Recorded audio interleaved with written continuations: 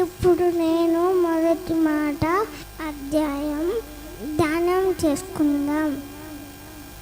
లూకా సువార్త 23:34 చదవండి.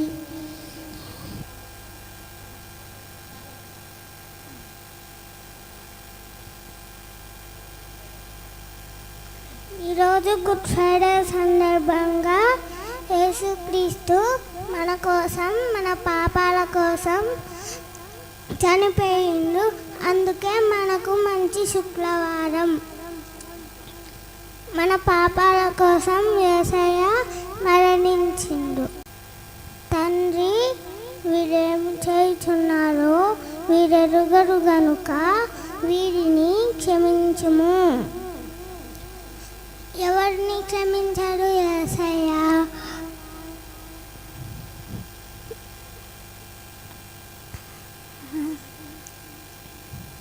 నిన్ను, నన్ను కాదు, మన అందరినీ యేసయ్య క్షమించాడు. ఇప్పుడు ఎవరైనా మనల్ని కొడితే మనం కొడతామా కొట్టాం కదా. కానీ యేసయ్య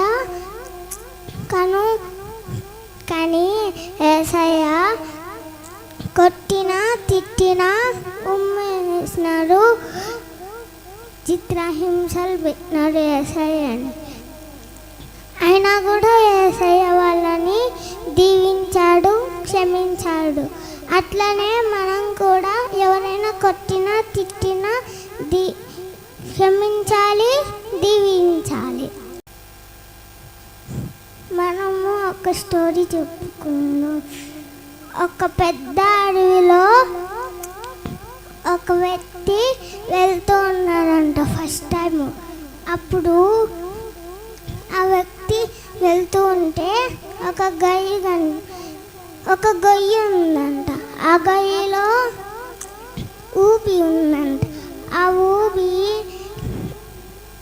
ఆకులు అవన్నీ చుట్టుకొని పడిపోయింటే అప్పుడు ఆ వ్యక్తి రోడ్డు అనుకొని వెళ్తూ ఉన్నాడంట ఆ అడవిలో. అప్పుడు ఆ ఊబిలో పడిపోయింటే అప్పుడు ఆ వ్యక్తి రక్షించండి, రక్షించండి, కాపాడండి అంటుంటే అప్పుడు ఒక కోతి వచ్చింటే అటు ఇటు చూస్తుందంట. అప్పుడు తను మునిగిపోతూ ఉన్నాడంట. అప్పుడు ఆ కోతి రక్షించలేదంట. అప్పుడు జింక వచ్చిందంట. జింక రక్షించలేకపోయిందంట. అప్పుడు ఆ అడవిలో ఉన్న అన్ని జంతువులు వచ్చినాయి, అయినా కూడా రక్షించలేకపోయినాయంట. అప్పుడు ఒక వ్యక్తి చాలా దూరం నుంచి కట్టెలు ఏరుకోనికి వచ్చిందంట. అప్పుడు ఆ వ్యక్తికి అడవి అంతా తెలుసు అని వచ్చింటే అప్పుడు ఆ వ్యక్తి గొయ్యిలో గొంతు వరకు మునిగిపోయిందంట. ఇంకా ఆ వ్యక్తి వచ్చేటప్పుడు రక్షించండి, రక్షించండి అంటుంటే ఆ కట్టెలు ఏరుకునే వ్యక్తి వచ్చి చెట్టు కొమ్మని స్పీడ్గా నరికేసిందంట. అప్పుడు ఆ గొయ్యిలో పడిపోయే వ్యక్తికి ఆ చెట్టు కొమ్మని అందించింటే కొంచెం పైకి లాక్కుంటా ఆ గొయ్యిలో నుంచి బయటకు వచ్చేసిండు.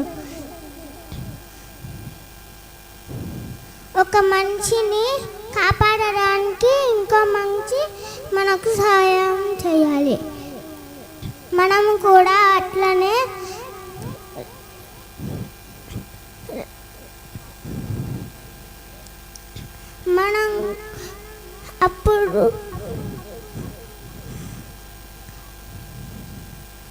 మనం కూడా అప్పుడు పాపం అనే ఊబిలో పడిపోయి ఉంటే యేసయ్య మనల్ని రక్షిస్తాడు. తన ప్రాణం పెట్టి సిలువలో యేసయ్య రక్షించాడు. మొదటి మాట, తండ్రి వీరేమి చేస్తున్నారో వీరెరుగరు గనుక వీరిని క్షమించుము అని యేసయ్య సిలువలో మొదటి మాట మాట్లాడాడు. మనం కూడా అలాగే యేసయ్య ఎట్లా క్షమించాడో అందరినీ, కొట్టే వాళ్ళని, తిట్టే వాళ్ళని, ఉమ్ము వేసే వాళ్ళని ఎట్లా క్షమించాడో మనం కూడా కొట్టినా తిట్టినా అందరినీ క్షమించాలి.